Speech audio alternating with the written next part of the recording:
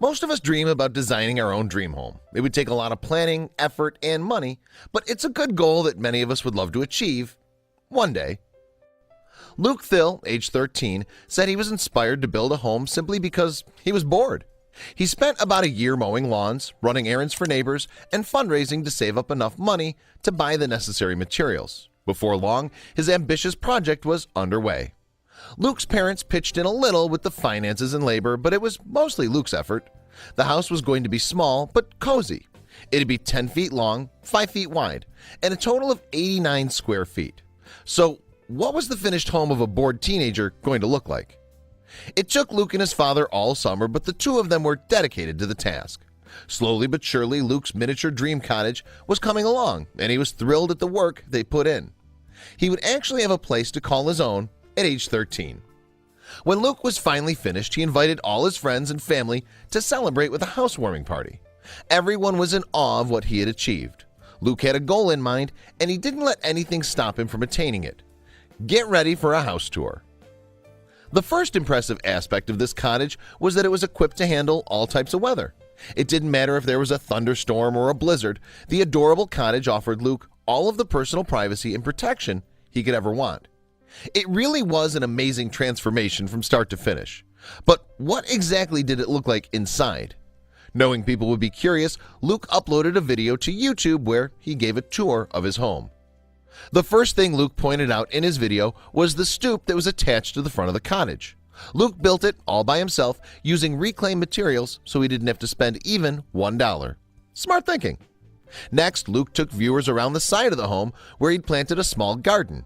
He didn't know much about landscaping before this project, but he slowly learned. It might not have been big, but it worked for him and his mini cottage. There was actually a good reason for the garden. Luke figured it couldn't hurt for him to start growing his own food. He even had a tomato plant in the corner of the yard.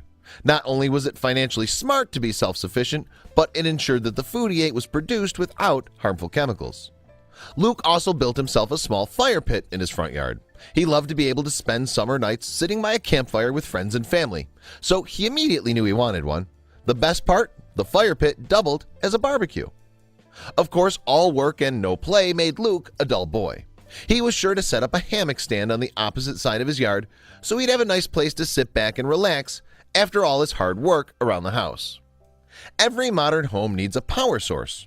Luke helped a neighbor, who happened to be an electrician, clean out his garage in exchange for an electrical box and power hookup in the cottage.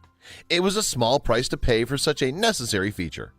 Luke's steel front door was a gift from his uncle's friend who'd heard about the project. He was more than happy to donate an unused door. The windows were all reclaimed as well. Luke made sure to go about the construction in the most financially feasible way he could. After showing viewers around the outside of his new home, it was time to see the magic on the inside. The first thing he pointed out was the flooring. He used basic plywood and putty, and he topped it off with a patterned strip of carpet for the center. Luke installed a kitchen counter on one side of the home, which gave him enough space to cook and eat his meals. The counter also lifted up so he could stock items underneath if he ever ran out of room. How ingenious is that? Directly above the counter was a medicine cabinet where Luke stored lighters, silverware, spices, and anything else he might need during the course of a day. It offered a convenient way to stock the essentials while also saving precious space. Luke even built a storage room in the ceiling. He knew that with a house so small, he wouldn't have the floor space to keep a lot of his stuff, so he needed to get creative. The ceiling storage area utilized vertical space while keeping items out of the way. Naturally, Luke wouldn't spend all of his time hanging out in his hammock or cooking indoors. Thanks to the electrical wiring, he was able to include a power strip. This way he could plug in his television and listen to music in his ceiling speakers. Isn't it amazing that someone so young had the inspiration to build himself his own house? It might have been small, but it was perfect for Luke. Watch him give a complete tour of his cottage. You'll be impressed by the gorgeous touches he added to the kitchen. In an age where iPads and video games have consumed the attention of young teens, Luke's project was incredibly unique and taught him practical skills to boot.